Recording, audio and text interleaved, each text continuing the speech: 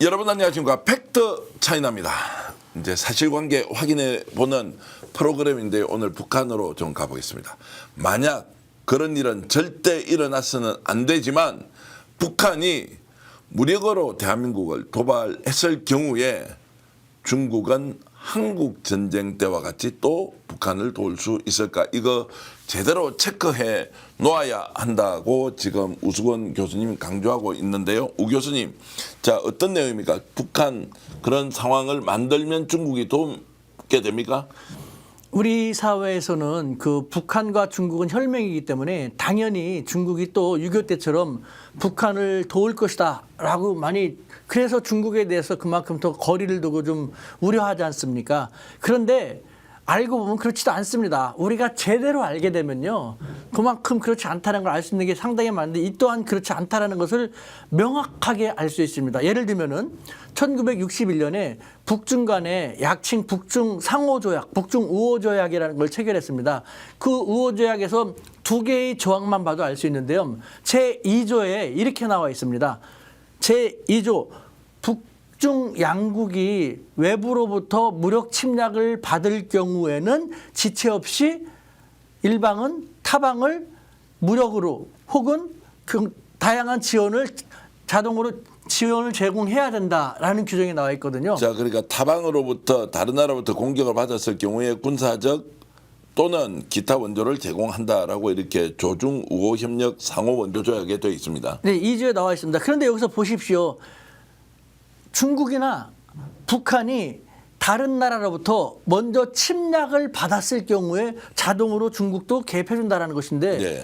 과거 냉전 시대 때는 서로 싸웠으니까 그런 일이 있을 수 있었습니다만 지금 냉전 끝난 지 얼마나 됐습니까? 지금은 적국이 아니라 라이벌이기도 하고 협력 국가이기도 하지 않습니까? 과연 지금 상태에서 누가 북한을 침략하겠습니까? 우리 대한민국입니까?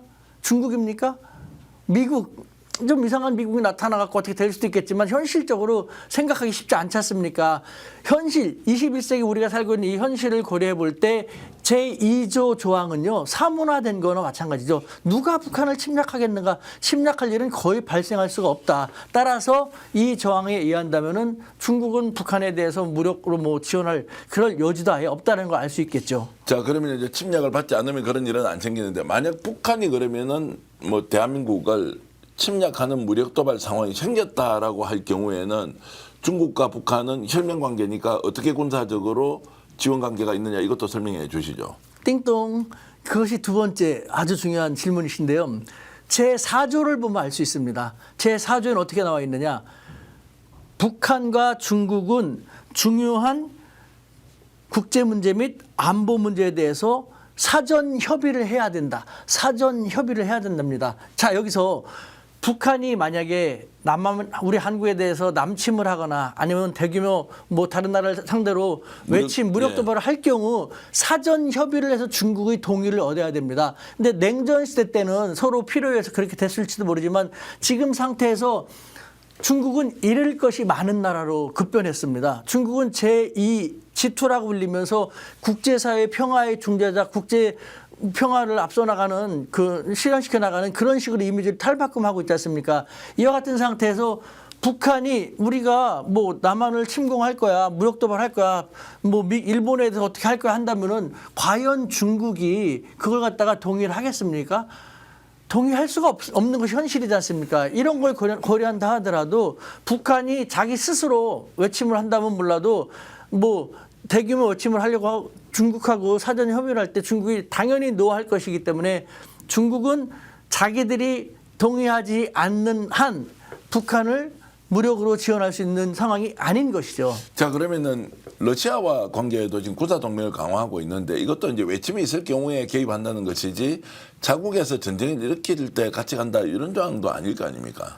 러시아도 아마 이 북중 우호 조약과 거의 유사한 그런 조항을 갖고 있을 것입니다. 다만 우리가 모르기 때문에 이런 것조차도 1961년에 체결된 겁니다. 이것조차도 제대로 모르기 때문에 막연하게 중국과 북한은 혈맹이기 때문에 북한을 중국은 계속해서 무력 지원할 것이다, 자동 개입할 것이다라고 하는데 사실상 그것은 이미 사문화가 됐다라는 것이죠. 자, 그것은 이제 사문화가 되어서 이제 북한은 뭐 중국과 함께 뭐 침공을 할 수도 없고, 만약에 침략을 받았을 경우는 자동 개입인데 침략을 할 나라가 또 누가 있느냐라는 현실적인 질문을 던지면 그 군사 동맹 관계가 유지되는 것은 어렵다. 이제 다음 기회에는 북한과 러시아가 아직까지 최종적으로 발표는 하고 있지 않지만 군사적 관계가 어느 정도까지 돈독해져 있느냐, 양국 관점에서 보면요, 이것이 어떤 또 의미를 담고 있는지는 얘기를 좀 더 하기로 하고, 사실상 이 얘기는 그러면은 자 이제 전쟁이 일어날 가능성이 극히 낮다. 중국은 여기에 동의를 하지 않는다. 이제 이렇게 봐야 되기 때문에 지금은 핵과 관련돼서 굉장히 대한민국이 긴장도를 높여야 한다는 의견도 많이 있지만 어쨌든 상황 관리는 이렇게 하고 갈 수밖에 없다라고 볼 수 있겠네요. 맞습니다. 중국의 입장에서도 잃을 것이 훨씬 더 많은 나라가 됐습니다. 이 자기 중국이 있는 이 동북아 지역에서 어떤 급변 사태가 일어나거나 이 상황을 근본적으로 뒤흔드는 어떤 군사적인 도발이라든가 무력행위가 나타난다면 중국이 먼저 나서갖고 만류할 것이거든요. 중국이 대만하고도 마찬가지지 않습니까? 극구 무력 사용을 하지 않고 평화적으로 해결하기 위해서 노력을 하는 것이고, 또 미국은 그걸 갖다 자꾸 자극을 시키겠지 않습니까? 그런데 중국의 바로 옆에 국경을 맞대고 있는 북한이 무력 도발을 하려고 한다면 중국이 먼저 나서서 만류하고 그렇게 못하게끔 하는 것. 실제로 중국은 그렇게 하고 있습니다. 지금 팩트 차이나에서 여러 가지 사실관계를 확인하고 있는데 결론은 그러면 뭡니까? 우리가 중국에 대해서 무조건 북한이 무력 침략을 하고 남한을 도발을 할 때 중국도 자동 개입할 것이라는 것은 옛날 얘기고 지금은 일어날 수 없는 것이니까 너무 잘 모르는 상태에서 중국에서 너무 지나치게 경계하거나 뭐 중국을 두렵게 여길 필요는 없다라는 것이죠. 중국의 군사 개입 가능성 극히 희박하다. 북한이 돌변 상황을 만든다 하더라도 그것은 이루어질 수 없다라는 얘기 팩트 차이나에서 확인했습니다.